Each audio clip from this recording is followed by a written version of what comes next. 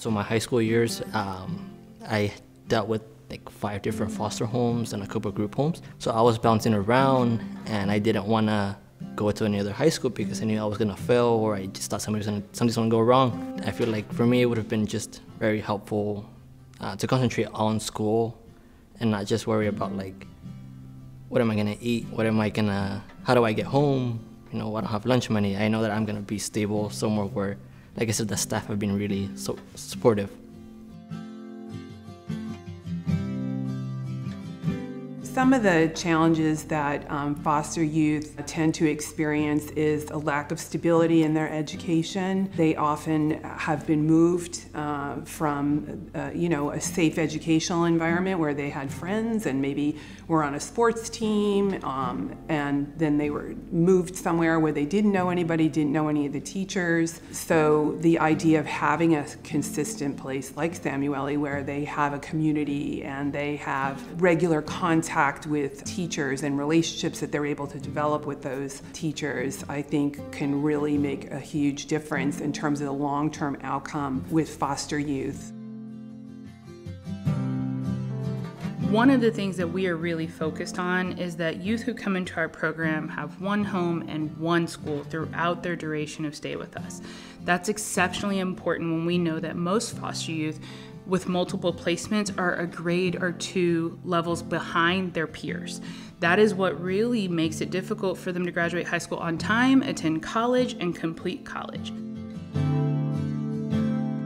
So by ensuring that we have one place for our youth and that they are able to stay in that placement while attending Samueli through the support of the dorm that we offer, ensures that our youth get a continuous education, and hopefully that makes the trajectory easier for them to pursue that 4-year degree or career-based learning or vocational education that they seek.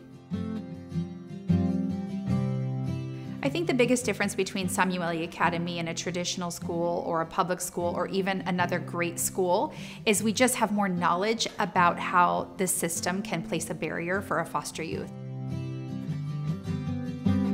All schools try, every school tries, and I think the difference is that it's in our DNA to specifically support foster youth, so every system that we created was designed first with a foster youth in mind, which, by the way, benefits every youth on our campus, it turns out. Most teenagers have similar needs, and we just attack them through the lens of what a foster youth might need, and that benefits the whole community.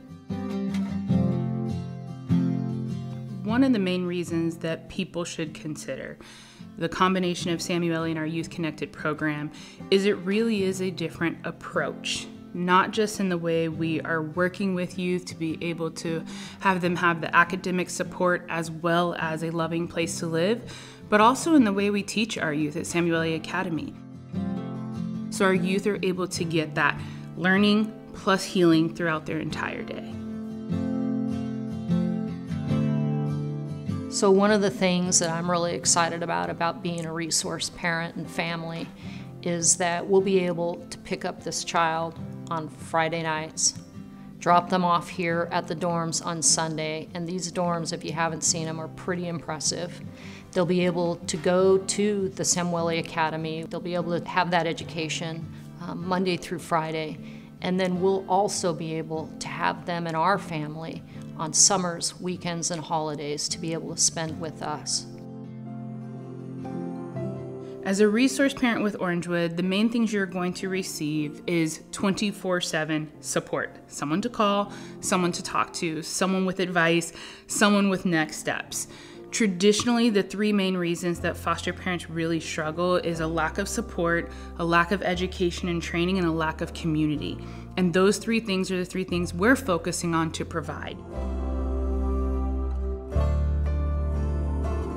I believe these foster youth are our responsibility, not anyone else's. And if we can all stand up and help and support and be that pillar and be that foundation for these children, I know the reason I'm here is because I was given an amazing foundation in my life with my family, and I knew I could do more.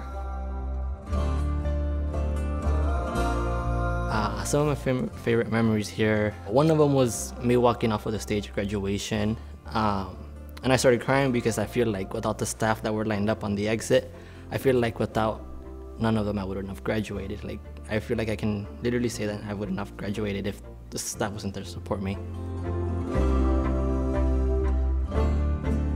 So when I think about these youth and I think about the hardships they have faced to no fault of their own, and I think about this opportunity here at Samueli and the Orangewood Foundation and what they're providing and what I as a resource parent can provide, to me, that's why I'm here. And that's why I hope and I pray every night that we can be that pillar and be that strength that this child, this youth needs to get through life.